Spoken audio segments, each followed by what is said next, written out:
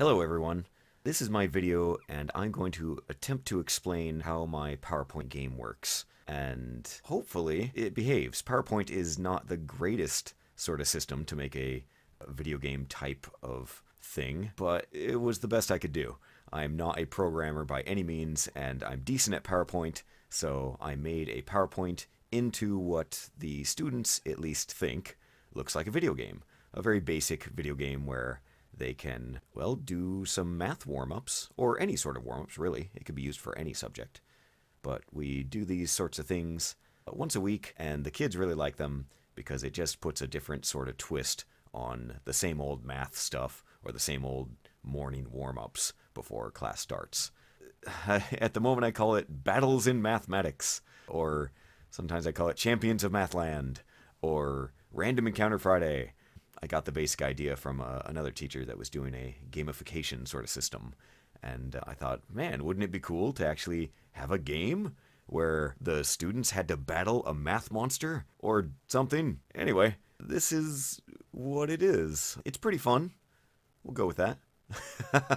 So yeah, let's start this up. And I'll mostly explain how it works in this video, and in another video I'll try to explain like the nitty-gritty of it and how you could modify it for your own questions and modify it with basically anything you want. You could change the monster, you could change the questions, the answers. Heck, you could change this screen, player 1, player 2. Heck, you could call it teacher and students. Instead of insert coin, you could put free play, or you could erase that whole thing. This background image right here is really just a GIF, or GIF, or however the heck you pronounce it. And PowerPoint does a pretty good job at just taking a GIF and running with it. Makes it nice. It's a nice little animated background.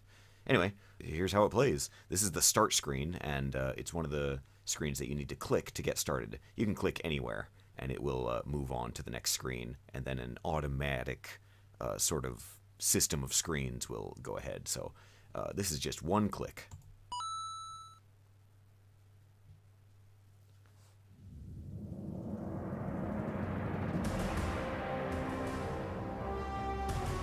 Again, these are just GIFs in the background, and I timed it with the music to say Random Encounter Friday. And then that's just another cool background I found on Google Images.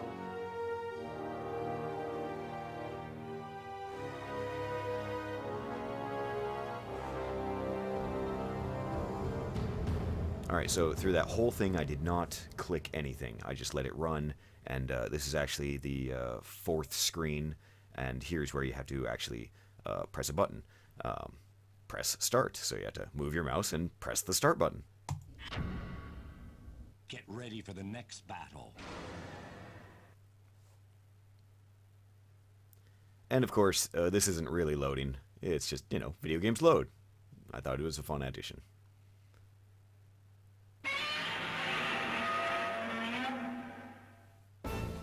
So, this is the math monster, the first math monster, Fat Godzilla. Oh, he's a menacing one. But this is the basic system. Here's the name of the monster.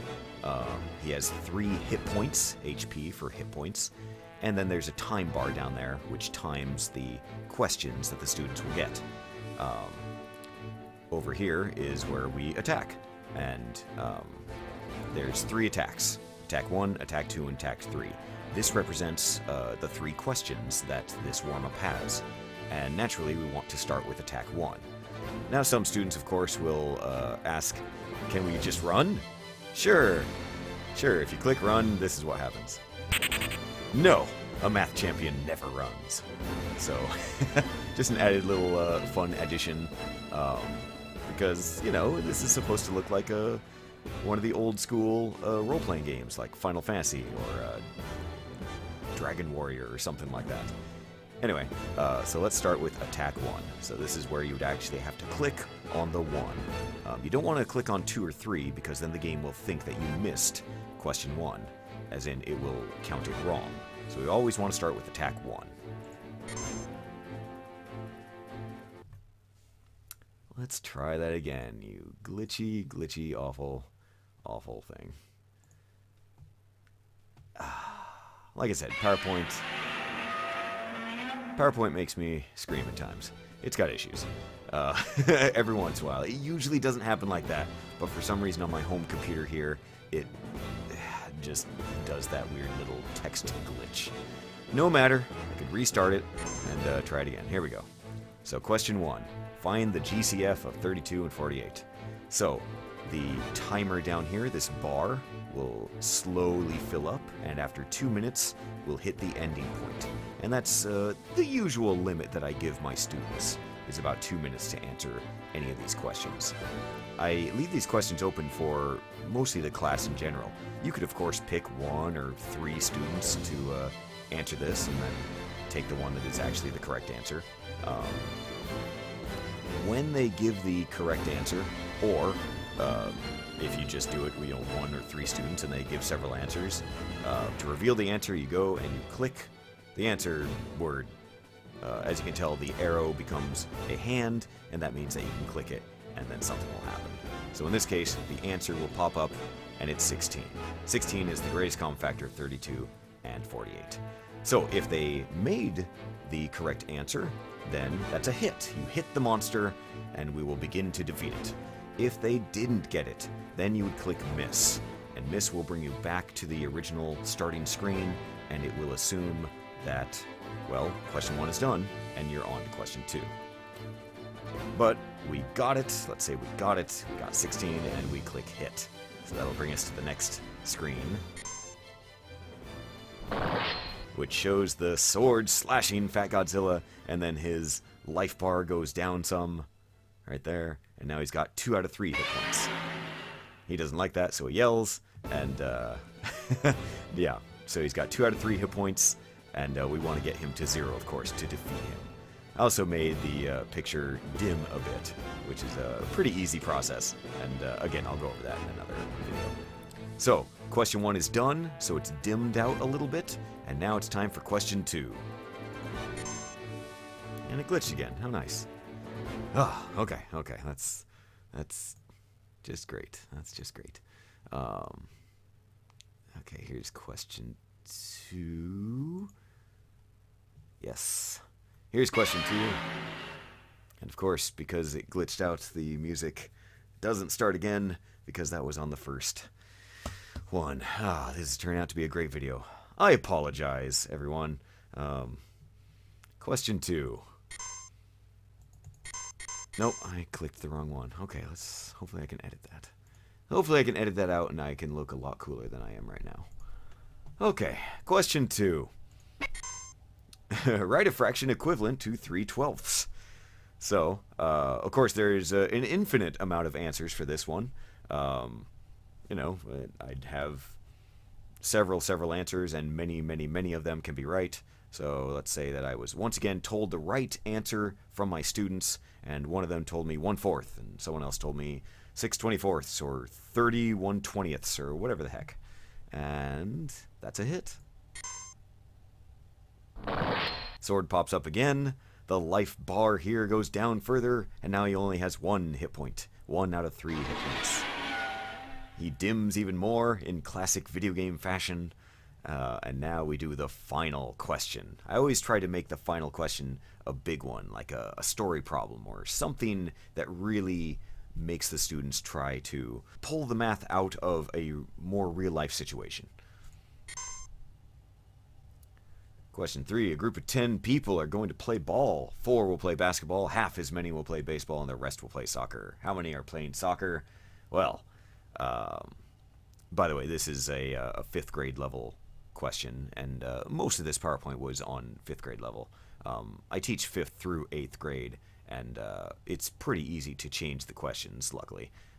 But let's say that my 5th graders figured it out, and they figured out, yep, it's 4 players.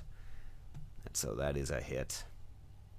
Again, the time is ticking up towards 2 minutes. If they would have got to 2 minutes and no one got it, then that would be a miss. Sword pops up again, slashes, and now 0 hit points, 0 out of 3. He yells about it and then is defeated.